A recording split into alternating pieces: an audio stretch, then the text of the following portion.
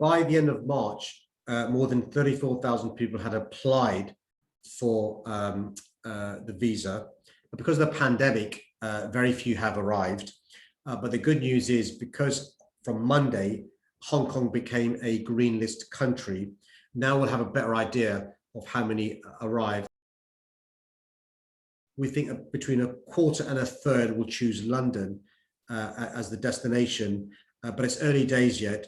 What I'm keen to do today is to send a message to Hong Kongers to say London will welcome you with open arms, to make sure that the money we've secured from the government is available to community groups to assist Hong Kongers, but also to send a message to Londoners to say that we should be welcoming with open arms those that arrive from Hong Kong. For me, it's quite clear. We've got a moral obligation to help those from Hong Kong, but also that's the history of London. We've been doing this for successive decades. I'm the child of immigrants, who's now the mayor of London.